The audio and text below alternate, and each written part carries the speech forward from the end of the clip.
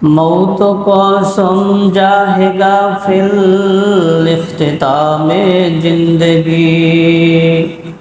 मौत को समझाएगा फिल इख्तितामे जिंदगी।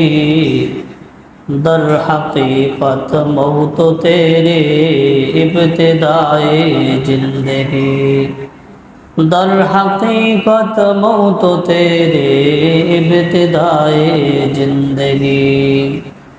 यहाँ हम सब मुसाफिर हैं, वही आखिर ठिकाना।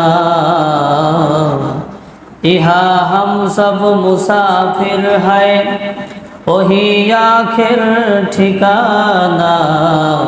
कोई आगे रवाना है, कोई पीछे रवाना।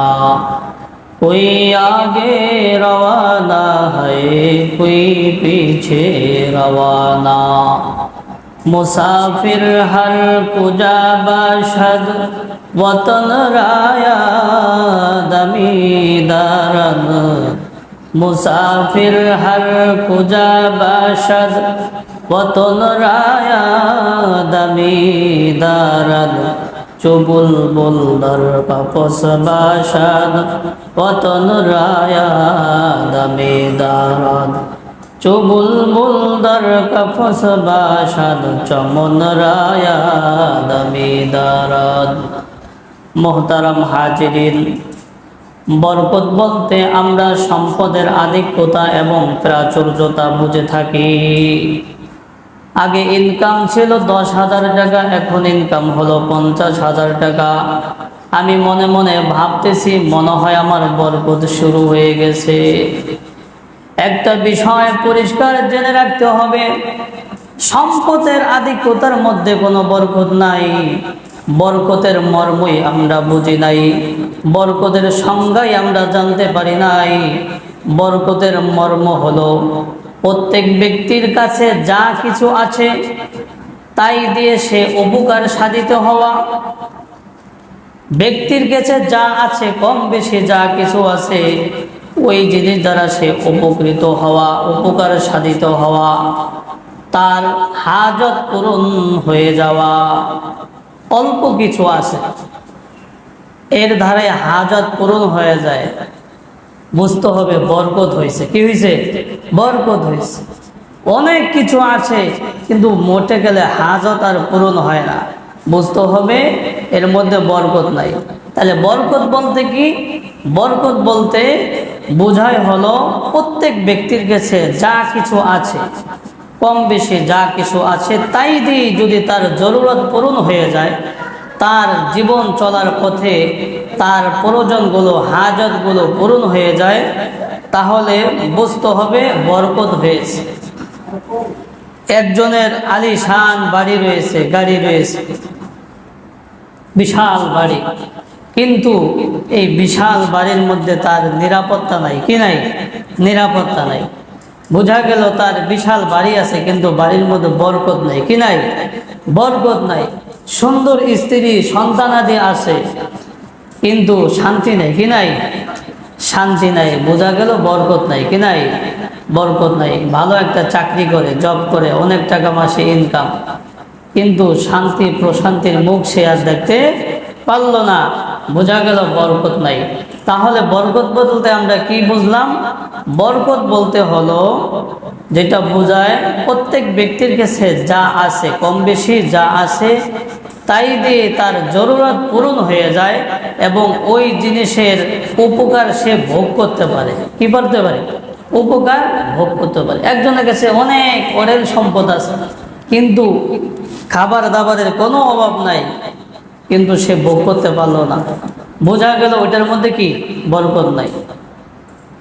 হাকিমুল উম্মাদ মুজাদ্দিদ মিল্লাত হযরত শাহ আশরাফ আলী থানভী রাহমাতুল্লাহি আলাইহি বলেন, একজন নবাবের সাথে আমার পরিচয় হয়েছিল। ওই নবাব বলেছিল, একজন রাষ্ট্রপ্রধানের এমন সুখ শান্তি, তার বাড়িতে কোনো কিছুর অভাব নাই, চাকর বাকর খাবার দাবারের অভাব নাই, কিন্তু ডাক্তার বলে দিয়েছিল ওই রাষ্ট্রপ্রধানকে তার খাবার হলো একটি মাত্র খাবার, যদি ওই খাবারটা সে পান করে তাহলে সে বেঁচে থাকতে পারবে, আর যদি ওই খাবার ব্যতীত অন্য কিছু সে আহার করে পান করে তাহলে সে আর বেঁচে থাকতে পারবে না।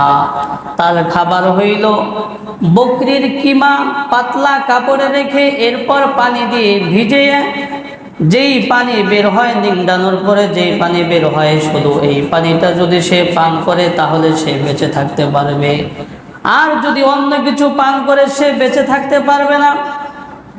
দেখেন এখানে বুঝার বিষয় হলো, একজন রাষ্ট্রপ্রধান, তার খাবার দাবারের কোনো অভাব নাই, কিন্তু ডাক্তার বলে দিয়েছে তার মৃত্যু পর্যন্ত শুধু একটা খাবারই খাইতে হবে। সেটা কি? বকরির কিমা পাতলা কাপড়ে ভিজিয়ে এরপর নিংড়ানোর পরে যেই পানি বের হয়, শুধু এই পানি যদি সে পান করে বেঁচে থাকতে পারবে, অন্য কিছু পান করলে বেঁচে থাকতে পারবে না। তাহলে অনেক সম্পদ থাকার পরেও সে ওই সম্পদ ভোগ করতে পারে নাই। বোঝা গেল তার সম্পদের মধ্যে বরকত নাই। কি নাই? বরকত নাই। বরকত কাকে বলে? বরকত বলে যার কাছে যা কিছু আছে তাই দ্বারা সে উপকার সাধিত হতে পারে, ওইগুলো ভোগ করতে পারে। কি বলতে পারে? তাইলে এই রাষ্ট্রপ্রধানের অনেক সম্পদ আছে, কিন্তু ভোগ করার মতো কি নাই, আর সুযোগ নাই। বোঝা গেল কি তার এই অরের সম্পদের মধ্যে বরকত নাই। এই জন্য আমরা সব সময় বরকতের দোয়া করব, সম্পদের দোয়া করব না। অনেক সম্পদের দোয়া করলাম, আল্লাহ পাক অনেক সম্পদ দিল, সম্পদ ভোগ করতে পারলাম না, তাহলে লাভ হইল? কোনো লাভ হইল না। এই জন্য বরকতের দোয়া করব, শান্তির দোয়া করব। কি করব? শান্তির দোয়া করব। আবার দেখা যায় কিছু কিছু মানুষের অল্প ইনকাম, কিন্তু তার মধ্যে অনেক বরকত আল্লাহ তাআলা দিয়েছেন। আমরা সকলেই হযরত কাসেম নানুতুবি রহমাতুল্লাহি আলাইহির নাম জানি, যিনি হলেন দারুল উলুম দেওবন্দের প্রতিষ্ঠাতা। হযরত কাসেম নানুতুবি রহমাতুল্লাহি আলাইহি দারুল উলুম দেওবন্দ প্রতিষ্ঠা করেছেন। সেখানে তিনি চাকরি করেন। তার মাসিক ইনকাম হলো 3 রুপিয়া 3 টাকা। কয় টাকা? 3 টাকা। তখন ইংরেজদের শাসন চলছে। ভাওয়ালপুরের একজন নবাব, যে অনেক ধার্মিক ছিল, বিশাল একটা প্রতিষ্ঠান দিয়েছে, ইউনিভার্সিটি দিয়েছে। এখন এই প্রতিষ্ঠান চালাবে কিভাবে? ওলামায়ে কেরামের সাথে পরামর্শ করলো। এত বিশাল আমি ভবন দিলাম, এত বিশাল ইউনিভার্সিটি জামিয়া আমি প্রতিষ্ঠা করলাম, এখন এই ভবন আমি কিভাবে চালাবো? ওলামায়ে কেরামের সাথে পরামর্শ করলেন। ওলামায়ে কেরাম তাকে পরামর্শ দিলেন, এই ভবন চালাইতে হলে, এই ইউনিভার্সিটি বাস্তবিক পক্ষে ইউনিভার্সিটি পরিণত করতে হইলে ভালো একজন দক্ষ লোক নিয়োগ দিতে হবে। নবাব সাহেব ওলামায়ে কেরামের সাথে পরামর্শ করলেন, ভালো দক্ষ লোক কোথায় পাবো? ওলামায়ে কেরাম বললেন, দারুল উলুম প্রতিষ্ঠাতা হযরত কাসেম নানুতুবি রহমাতুল্লাহি আলাইহি হলেন এই ভারতবর্ষে একমাত্র যোগ্য ব্যক্তি।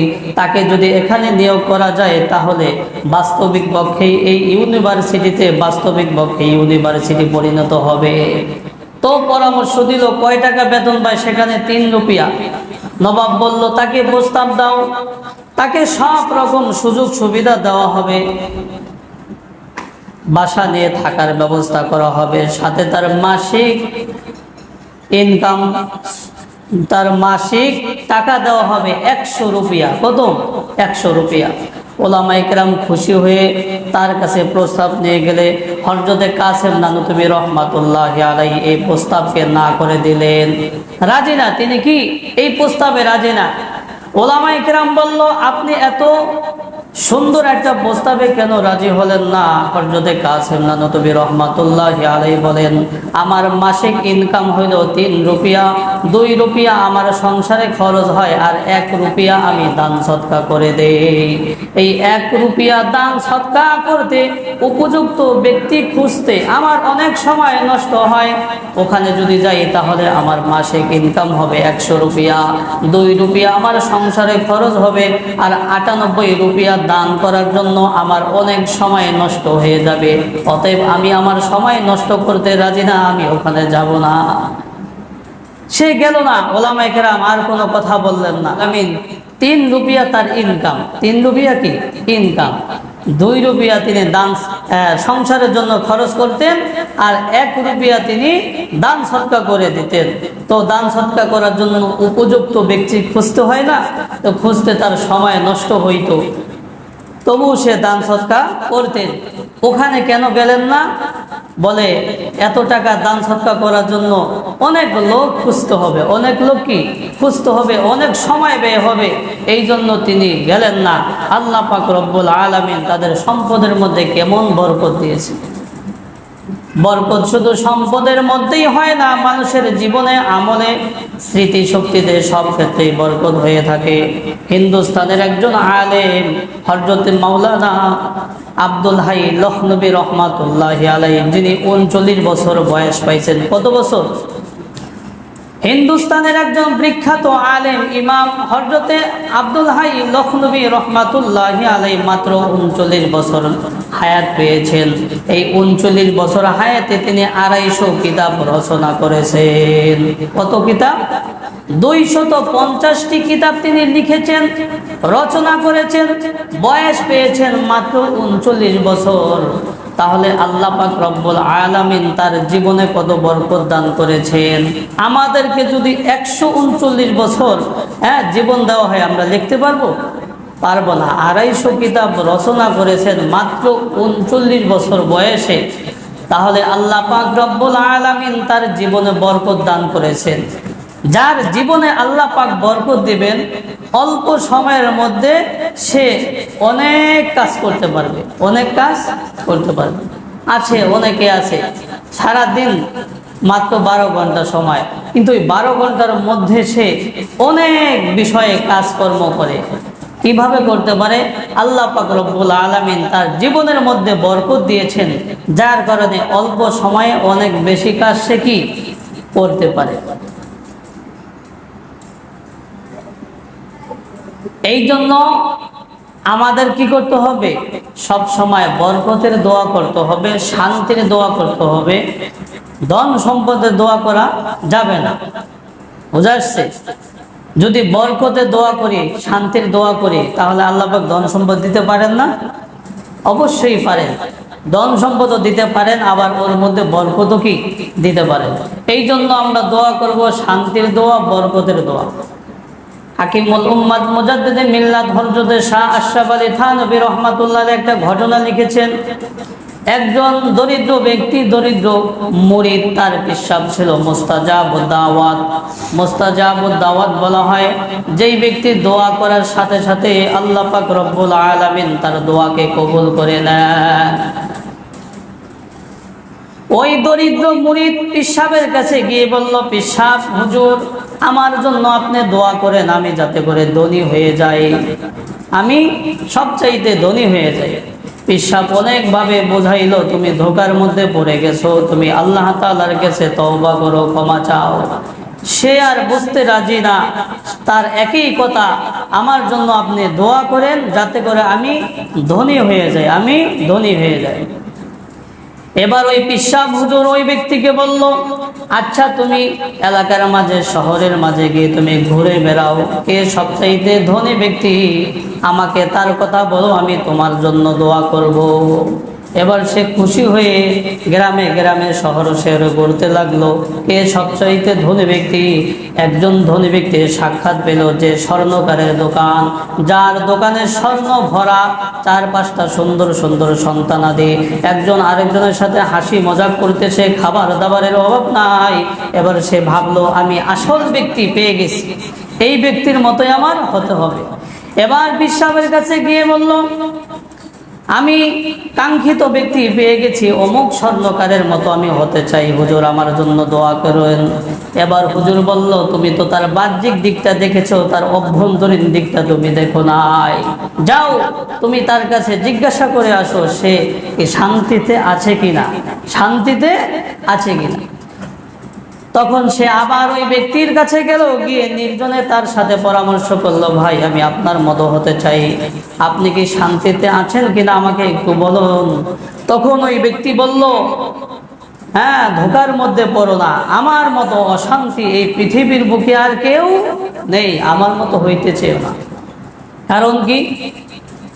স্বর্ণকার ব্যক্তি এবং তার ঘটনা বর্ণনা করলো, আমি স্বর্ণের দোকানদার ছিলাম, ব্যবসা বাণিজ্য ভালোই হইতেছিল, অনেক সম্পদের মালিক ছিলাম, বিবাহ শাদী করেছি, হঠাৎ করে আমার স্ত্রী অসুস্থ হয়ে গিয়েছে।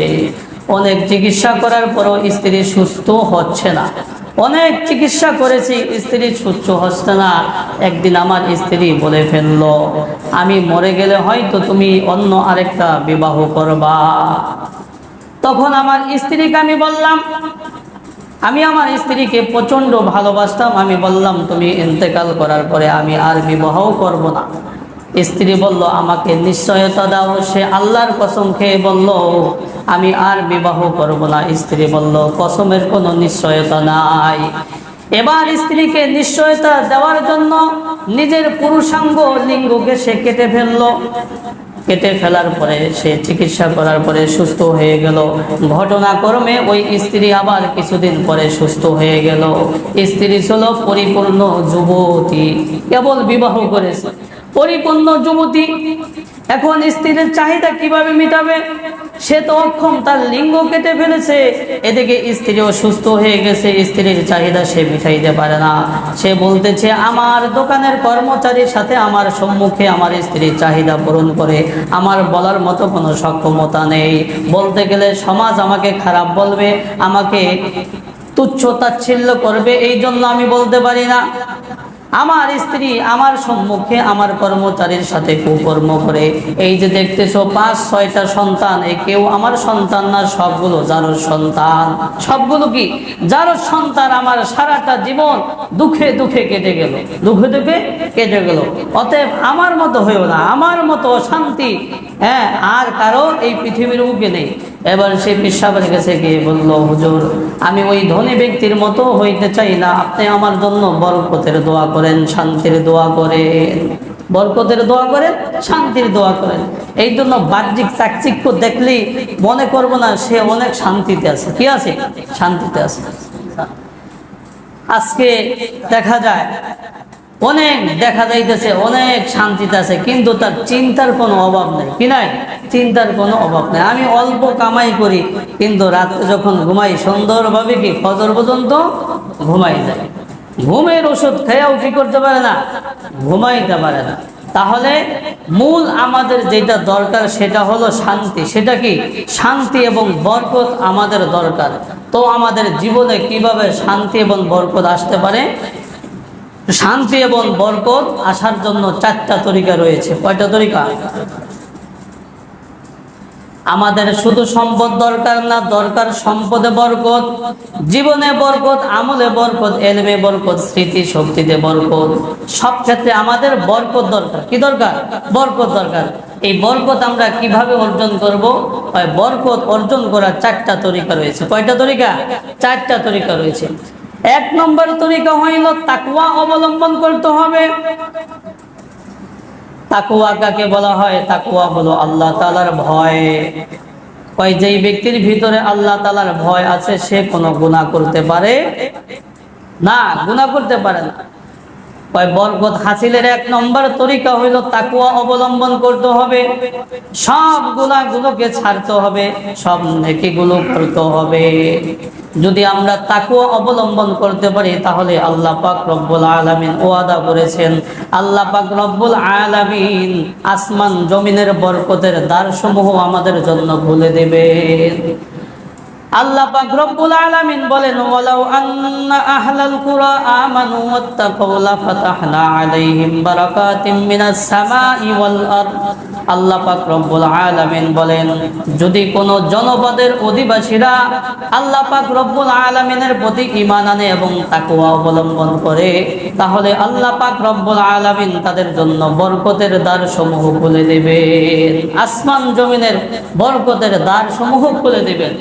তাহলে বরকত হাসিলের 1 নম্বর পদ্ধতি হইল, তরিকা হইল তাকওয়া অবলম্বন করতে হবে, গুনাহগুলোকে ছাড়তে হবে, নেকিগুলো করতে হবে। সব ক্ষেত্রে তাকওয়া অবলম্বন করতে হবে। বরকত হাসিলের 2 নম্বর পদ্ধতি হইল বেচা কিনা। যে কর্ম করি প্রত্যেকের কর্মের মধ্যে সততা অবলম্বন করতে হবে, ধোঁকার আশ্রয় নেওয়া যাবে না। আল্লাহর হাবিব বলেন ক্বালান নাবিয়্যু সাল্লাল্লাহু আলাইহি ওয়াসাল্লাম ক্বালান নাবিয়্যু সাল্লাল্লাহু আলাইহি ওয়াসাল্লাম আল বাইয়ান বিল খিয়ার মা লাম ইয়াতাফাররাকা فإن صدقا وبينا بورك لهما في بيعهما وإن كتما وكذبا محقت بركة بيعهما আল্লাহর হাবিব বলেন ক্রেতা বিক্রেতা উভয়ের ইখতিয়ার রয়েছে, ইচ্ছা রয়েছে, যতক্ষণ পর্যন্ত তারা বিচ্ছিন্ন না হয় এবং সততা অবলম্বন করে প্রত্যেকের বিষয়টা স্পষ্ট করে, তাহলে আল্লাহ পাক রব্বুল আলামিন ওই বেচা কেনার মধ্যে বরকত দেয়। আর যদি কেউ মিথ্যার আশ্রয় নেয়, ধোকার আশ্রয় নেয়, প্রতারণার আশ্রয় নেয়, মিথ্যা বলে, তাহলে আল্লাহ পাক রব্বুল আলামিন ওখান থেকে বরকত উঠায়া নেয়। তাহলে যে যে কর্ম করি, কেউ দোকানদারি করতেছি তো ওখানে কি করব? সৎভাবে কি করব? দোকানদারি করব, কোনো মিথ্যার আশ্রয় নিব না। আমি অন্য কোনো কর্ম করতেছি তো কারো সাথে মিথ্যা বলবো না, ধোকার আশ্রয় নিব না। সৎভাবে যদি ব্যবসা করি অনেক ফজিলত আছে না? আল্লাহর হাবিব বলেছেন ক্বালান নাবিয়্যু সাল্লাল্লাহু আলাইহি ওয়াসাল্লাম আত-তাজিরু সাদুকুল আমিনু মা'আন নাবিয়্যিনা ওয়াস-সিদ্দিকিনা ওয়াশ-শুহাদা ওয়ান-নাবিয়্যিনা ওয়াস-সিদ্দিকিনা ওয়াশ-শুহাদা। আল্লাহর হাবিব বলেন যদি কোনো ব্যক্তি সৎভাবে সততার সহিত ব্যবসা বাণিজ্য করে আর এই ব্যক্তি যদি মারা যায়, তাহলে এই ব্যক্তির হাসর নাসর হবে নবীদের সাথে, সিদ্দিকদের সাথে, শহীদদের সাথে। ব্যবসা আমরা মনে করি এটা শুধু ব্যবসায় না, এটা একটা ইবাদত। এটা কি? একটা ইবাদত। সমস্ত নবীরাই ব্যবসা বাণিজ্য করছে। ব্যবসা এটা একটা ইবাদত। বরকত হাসিলের 2 নম্বর তরিকা হইল যে যে কর্ম করি সেই কর্ম সততার সহিত করব, ধোকার আশ্রয় নিব না, প্রতারণার আশ্রয় নিব না। বরকত হাসিলের 3 নম্বর তরিকা হইল বরকতের দোয়া করতে হবে। কি করতে হবে? বরকতের দোয়া করতে হবে। শুধু সম্পদের দোয়া করলে চলবে না, সম্পদের মধ্যে বরকতের দোয়া করতে হবে। একজনের বিশাল আলিশান বাড়ি রয়েছে, যদি ওই বাড়ির মধ্যে বরকত না থাকে তাহলে ওই বাড়িতে থেকেও সে নিরাপত্তা পাবে না। সুন্দর স্ত্রী রয়েছে, সন্তানাদি রয়েছে, যদি আল্লাহ পাক রব্বুল আলামিন বরকত না দেন তাহলে সুন্দর স্ত্রী সন্তানাদি থাকা সত্ত্বেও সে শান্তি দেখতে পারবে না। সুন্দর চাকরি, ব্যবসা বাণিজ্য রয়েছে, যদি বরকত না থাকে এই চাকরির মাধ্যমে সে শান্তি পাবে না। শান্তি কি পাবে না? এই জন্য বরকতের দোয়া করতে হবে। বরকতের কি করতে হবে? দোয়া করতে হবে। বরকত হাসিলের 4 নম্বর তরিকা হইল অল্পে তুষ্ট থাকতে হবে। অল্পে তুষ্ট থাকতে হবে। কানাআত, আমি সারাদিন হালাল ভাবে উপার্জন করার পরে যা কিছু উপার্জন করলাম তাতেই সন্তুষ্ট থাকতে হবে। তাতে কি করতে হবে? সন্তুষ্ট থাকতে হবে। হযরত শেখ সাদী রহমাতুল্লাহি আলাইহি একদিন মন খারাপ করে মসজিদে বসে রইলেন, তার জুতা নাই, টাকা নাই, যে টাকা দিয়ে সে জুতা কিনবে, তার মন খুবই খারাপ। নামাজ পড়ে যখন মসজিদ থেকে বের হবেন দেখতে পেলেন একটা ব্যক্তির একটা পা নাই। কি নাই? পা নাই। তখন সে আবার মসজিদে গিয়ে সেজদায় পড়ে আল্লাহ রাব্বুল আলামিনের কাছে কান্নাকাটি করতে লাগলেন, ইয়া রাব্বুল আলামিন, আপনার কাছে আমার আর কোনো অভিযোগ নাই, আর কোনো কি নাই? অভিযোগ নাই। আমার 2টা পা দিয়েছেন, এতে আমি কি সন্তুষ্ট? জোতা না থাকলে কি হয়েছে? আমার আপনার দরবারে আর কোনো অভিযোগ নাই। যদি কোনো ব্যক্তি সুস্থ থাকে এটাকে অনেক গনিমত মনে করতে হবে।